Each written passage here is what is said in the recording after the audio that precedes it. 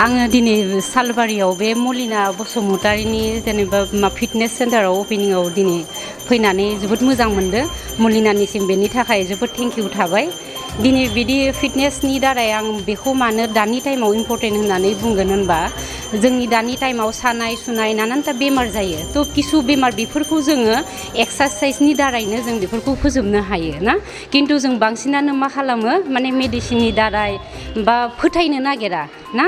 थ' बे एकटाखौ जों गेसनि प्रब्लेम होन हाई प्रेसार होन किसुम एकटाखौ जों एक्सारसाइसनि दारैनो थारमाने फोजोबनो हायो आरो। दा बेखौनो आं लुगैयो जे बयबो माने नेचारेल थांनानै बिदि एक्सारसाइसनि दारैनो जा फिसा फिसौ बेमार दं बेफोरखौ खालामनानै जाहाथे मोजाङै थायो फिदै थायो बेखौनो आं बयखौबो लुगैयो आरो ना।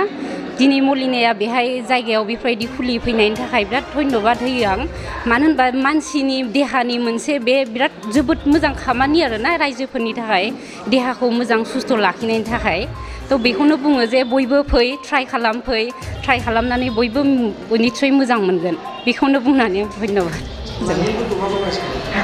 आं लाइमोनफोरखौ बुङो जे बिदिनो दा जों बुंबाथाय जों डक्टर नमा होननानै बुंगोन आरो ना। खिन्थु खुद डक्टराबो आजिखालि बुङो जे माबा मोनसे प्रब्लेम जाबाथाय डक्टराबो बुङो जे एक्सारसाइस खालाम। वेट बारानि सायाव होन दानि लाइमोनफोरा बांसिन फास्ट फुड जायो। थ' बेफोरनि थाखायबो जोङो फास्ट फुड जाबाबो जों जुदि बेफोरबायदि एक्सारसाइस मेनटेन खालामोबा होमबा जोंनि अनेकथा बेमारा थारमाने जानो हाया कन्ट्रलाव थायो आरो ना बेनो। Thank you. आं बेखौनो आब'मोनखौ लेंहरनानै जोबोद गोजोननाय मोनबाय।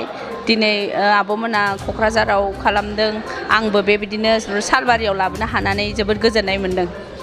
नाथाय बेवहाय जुदि जयेन खालामफैयोब्ला बेसेबां रां लागोन होननानै बुंबाय? ओरैनोथ' दा बेनि माबा जाथ'वाखै बेखौ उनाव जों फोरमायगोन।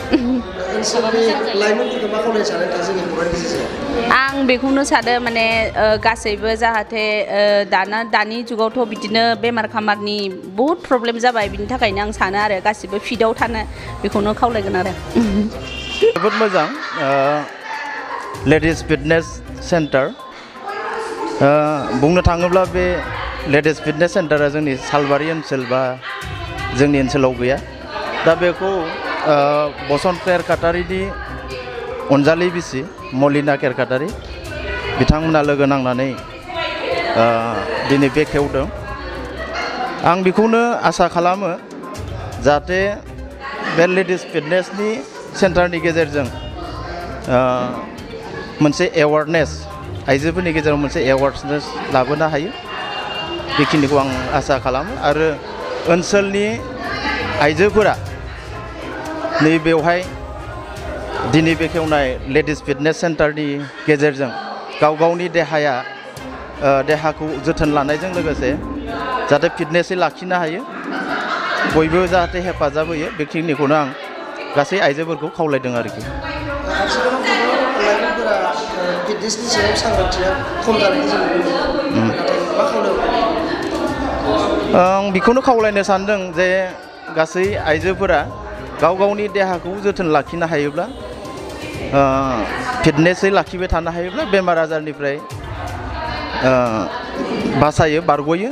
बेखायनो जोङो निजे गावबा गावनि देहाखौ जोथोनै लाखिनो थाखाय नैबे लेडिस फिटनेस सेन्टार बिनिबो जोबोद गोनांथि जायो आरो। बेनिखायनो गासै आइजो बिथांमोना जाहाथे गाव गावनि देहाखौ फिटनेसै लाखिनो थाखाय नैबेवहाय बाहागो लाफैयो बेखिनिखौ आङो जास्ट रायजोनि जानानै खावलायहरनाय जाबाय आरोखि।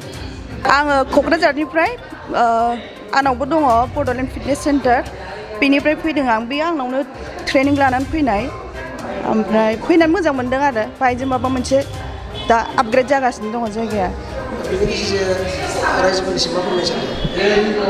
रायजोफोरखौथ' आं बेखौनो होनगोन सब समाय माने फिटआव था माने जाहाथे दुर्घटना बेमार आजारनिफ्राय गोजान जानानै थानो हायो बेखौ होनगोन।